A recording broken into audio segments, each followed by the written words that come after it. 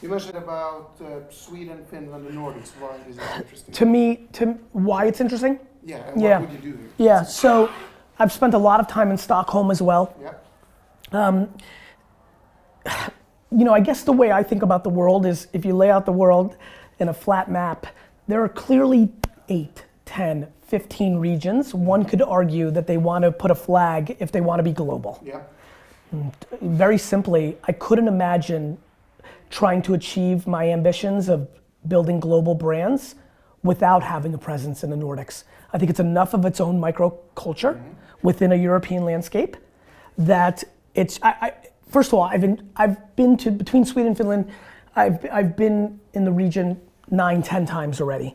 There's a comfort zone. I like the people. I like the DNA I like the blend of, nobody, first of all, I'm a hardcore hustler for American. So no part of the world is gonna work as hard, but there's certain parts of Europe that don't work at all by my standards.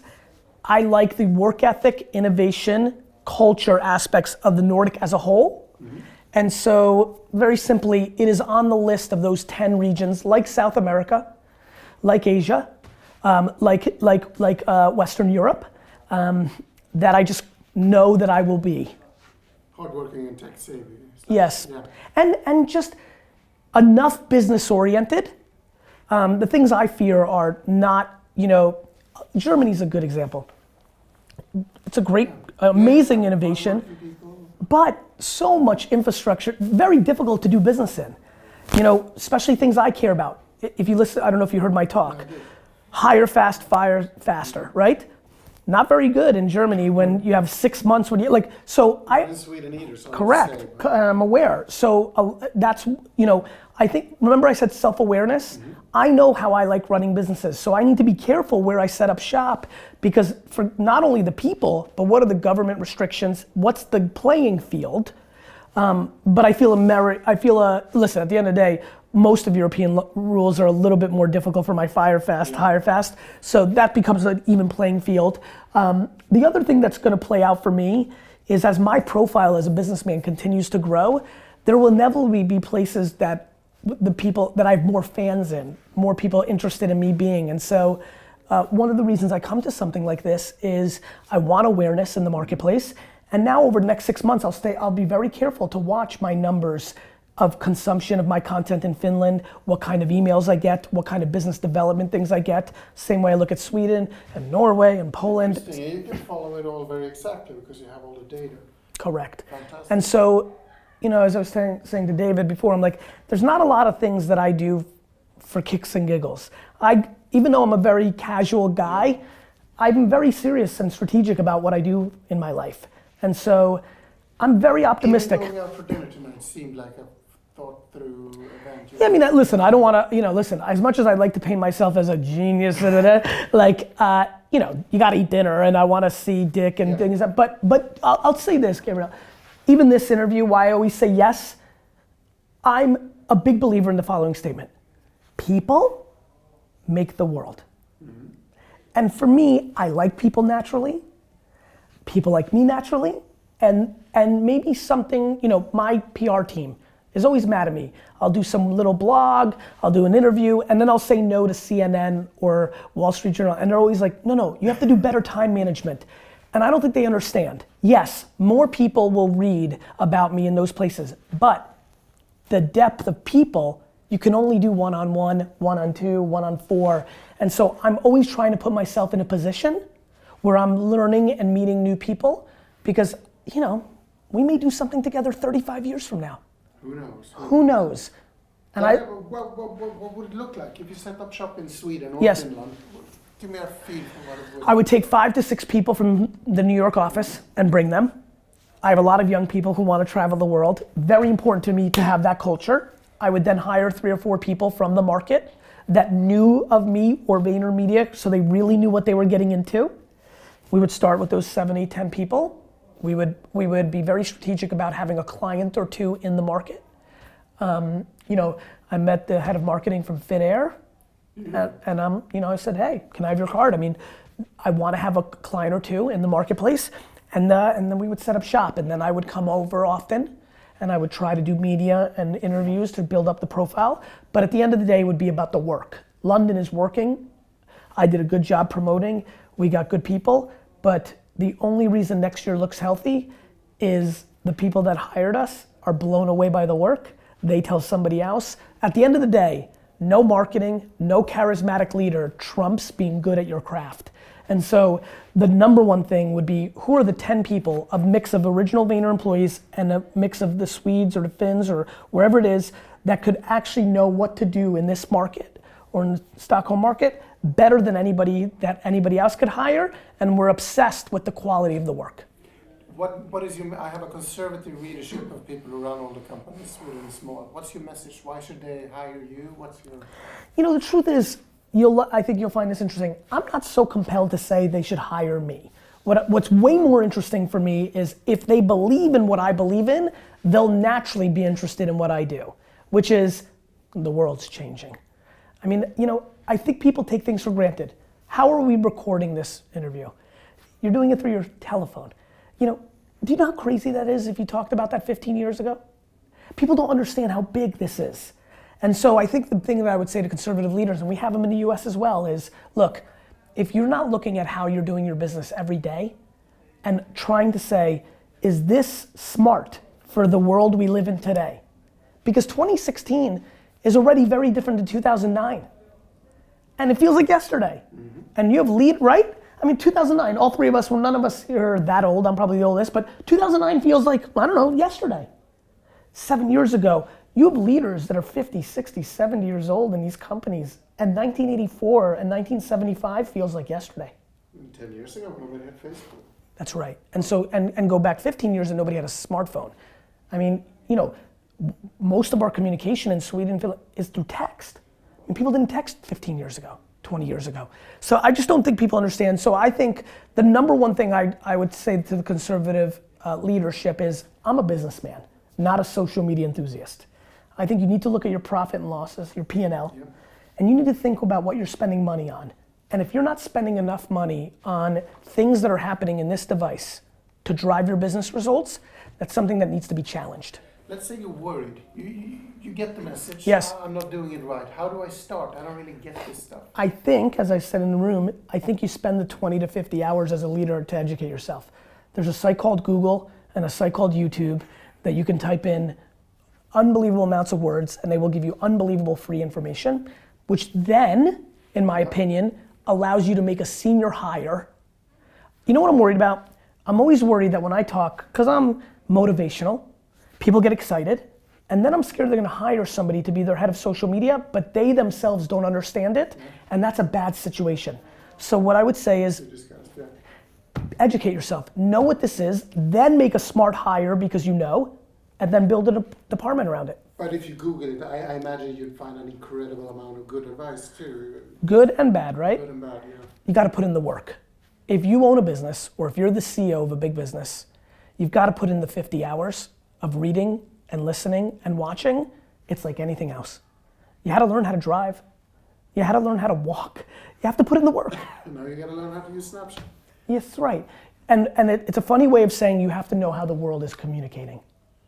You can't just show up and not understand the shift. And again, like I've been saying, the biggest problem is it's so big. This is big. What you and I, we're lucky, the three of us. The last 60 years were the same. Radio, television, newspaper, it was the same. You have to go back to ancestors that aren't alive anymore. If you and I, and D-Rock and everybody watching, had our great, great, great, great grandmother here, she would explain.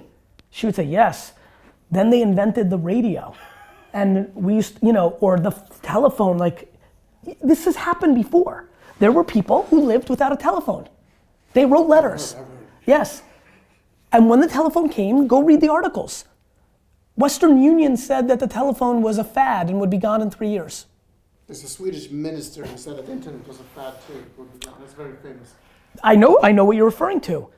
Speaking of which, let's bring in politics. Okay. Compare politics to business. Is politics understanding something that business isn't? Is it different or similar? No, I think it's the same. There's unbelievable amounts of politicians that don't believe in this, and then occasionally you have some that do, and they're benefiting. And it's not just Donald Trump that people want to refer to. There are 25-year-old, 30-year-old mayors all across America that have won because they went on Facebook and their 50-year-old competitor tried to do television and signs. It's happening. Interesting. It's happening in all walks of life. Nonprofits, Charity Water, Pencils of Promise. They were small charities. Now they've become big charities because they're playing here, and big charities are playing the old world. I want to go back to politics, but first, is there Please. any specific field that is particularly interesting? Like, do you see something in charities or something in churches? Or something? As far as somebody doing good or bad, Interesting stuff. I think the most interesting stuff to me right now is media companies that sell traditional media spending money on this new media to drive their business to sell old media. Think about that. You have television and newspaper companies spending a lot of money on social media to get people to read, to then sell companies to buy print and commercials. That's very interesting. It makes me think of Amazon, Jeff Bezos, for some reason. I guess modern buying old. Oh, stores you mean? Oh, by the way, let's talk about that. It's so weird, I almost brought that up in the other room.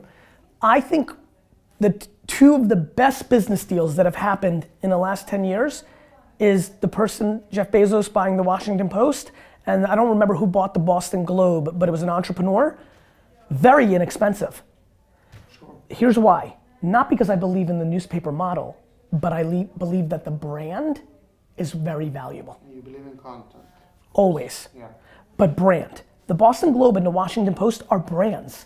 And for the 35, 40 million, if you make that brand, when he bought the Washington Post, a lot of people asked me, why did Bezos buy it? I said, if you open your Kindle, if he would have won the game, for example, if Apple bought the Wall Street Journal, and every time you turned on your phone, Wall Street Journal would be, the front page of the Wall Street Journal would be there, and you'd have to swipe and start. It would be the most important media company in the world. Interesting. So it's when you, Marvel comic books. As a comic book company, it was crap. But the people that bought it made movies. And it went from being bankrupt to being worth billions. Lego Star Wars. Very interesting. IP. Let's go back to politics. Who's Sure. doing it right? What do you think of the current Clinton versus Trump? I mean, Trump is doing things on Twitter for sure. Yeah, I think Donald Trump has activated social in a way that people didn't understand and has benefited greatly. And I think that neither one of them are doing a good job. Why not? Because they're both really full of shit. Meaning, the best way to do social if you're a politician is to prove that it's you. Both of them should be doing unbelievable amounts of Facebook video and of Periscope and things of that nature, but they're behind the written word. You can look, I know when Donald's tweeting as Donald and when it's his team doing it. Yeah. Hillary is a machine, it's all not her. And so I think the great thing about social is that authenticity, and I think that as well as Donald's doing, if he or if she would to do a lot more video, for example, I just gave this talk. I was looking at people who were saying nice things, I replied in video form. That person knows it's me. They don't have to guess if it's my intern, if it's somebody back in the States, and that depth is a connection. And so I think the great miss of politicians is not to use more video and audio, and that's why I would say that they're not using it as well as they could. Because they're scared, they want control, I suppose. Of course. And they want scale. Yeah. So if You can get scale, can't you? you can get scale if your interns are tweeting for you, it's harder for you to do it. All right. But I think when Hillary's on the way to her next event, in the 10 minutes she's in the car, she should be videoing 10 people. Because it scales. Taylor Swift does this extremely well as a pop star. She does a lot of engagement. She shows up at people's weddings. It's not a good use of Taylor Swift's time to show up to somebody's wedding that they said, Taylor, can you stop by my wedding? But it is. Let me tell you why. When she goes, even though there's only 45 people at that wedding, or 100 people at that wedding, or 200 people at that wedding, the media picks up on it and gives her millions at scale. And so what people are misunderstanding is that when you do authentic, deep engagement, the market rewards you for it and you actually get scale. But that's hard to fake. You gotta be authentic. You gotta be genuine when you do it, or do you think It's no different. to do it? No, it's no different than the question that the guy asked in the other room. He goes, "Well, how do you become a thought leader?" By being a thought leader. You're right. It's hard. It's hard to be authentic. So how do you be authentic? By being authentic. You know, listen. I always used to say this. It's like doing push-ups. You and I, if we want muscles, you have to do the push-ups. You can't read about doing the push-ups. You can't outsource doing the push-ups. And so there's a reason that people who are authentic and actually doing are winning, because everybody else is trying to figure out the shortcut. But it's interesting, you're talking about all this new technology, and you're also talking about some very traditional values. Because I believe technology is a gateway drug to traditional. I believe what I do here allows me to get to the moment where, if you watched me, all the stuff he recorded, all those handshakes, all those selfies, it was all the work I did here that got to the moment where I got to shake his hand and take that picture. So I use technology to scale the intimacy. And that pays off in terms of more business. So I think so. Sure, I mean, look, think about who you're willing to do things for. It starts with your family, then it's your best friends, then it's your friends, then it's your acquaintances, then it's strangers. Sure. I'm trying to close it. So you're making the world smaller. 100%. By putting in the work. And then you have more customers close to you. That's absolutely. And to me, if you're really smart, the way I think of it, and this is very important, I make the world smaller for potential customers, not customers. And that's a very important distinction. If you were to do things with the intent to cash in on it, you will lose, because the other person will taste it. The reason my stuff works is the same reason when you asked me, why don't you tell me what to tell the conservative business people why they should hire you? I don't want to. I don't like to sell. I like to guilt and leverage people into being interested. But that's interesting. You describe yourself as a hustler. I am. As a wine salesman. I am. I think the best salespeople in the world are the ones that don't sell, that are the ones that actually have people coming to them to buy. And there's only one way to do that. Provide upfront value with zero expectation in return on a micro level. On a macro level, I expect it turning out to being good. But on the individual meetings, correct. It doesn't have to pay off. Correct. So if I give you 50 interviews, a business advice, a tip on a stock, pick up your daughter at a abandoned house in New Jersey, and I ask you for something small in 8 years, that was very weird. I have no idea. But do you understand? I'm trying to go extreme. If I do so much for you, and I ask for a little bit in return, and you say no, I'm unfazed. And I think most people are phased. Most people give and do expect something in return. I think the reason I'm winning is because I don't. I just don't. I know it works out, but I'm empathetic to know sometimes it doesn't. Sometimes people want from you and don't want to give. And that's okay, because you will win on a macro level. I genuinely believe that. I should know this, but how do you make the bulk of your money? What's your most profitable? My life is broken up into wine library kicks me dividends each year because it's still owned family business. Speaking, I do very well in that. But the far majority of my money is my salary and the distribution of profits of VaynerMedia, which is really what I do for a living. And then, luckily, occasionally, some of my companies that I invest in sell or go public. So I have big events, right? When Twitter went public, when Facebook went public, when Buddy Media was bought by Salesforce. But I'm also very investing in my world, meaning I can make a lot more money from VaynerMedia. If I just stayed at 500 employees instead of 800 this year, I would have made a lot of money. But I'm reinvesting in myself. Because you're long term, I suppose. You mentioned a venture capital company on top of the media company. Yes. Is that real, or is it a future project? Well, venture is already happening. What I mentioned was private equity, buying brands. Oh, right. It's very real. It's the only reason I built VaynerMedia. To build a business that was client services would have not been interesting to me. They're just not good businesses. And this applies to anything. Anything you want to sell, anything you want to do, you should have a media content part. I think so. I think so. That's why I built it. Last question. No problem. Yes, and that's why I built it. Because remember, right now I'm still hungry and on fire, and I want to buy the New York Jets. Yeah. But I have hopefully another 60 years in my life, and here's what's going to happen in those 60 years. My kids are going to grow up and have interests. I'm going to lose family and friends to diseases. Something will happen at a macro geopolitical level that scares me. And so not only do I want a marketing machine to sell the bubblegum brand that I buy and flip it, or to buy an American football team, but if my mother dies from a rare disease that's not been cured, I'm gonna wanna use that machine to build awareness and to find a cure.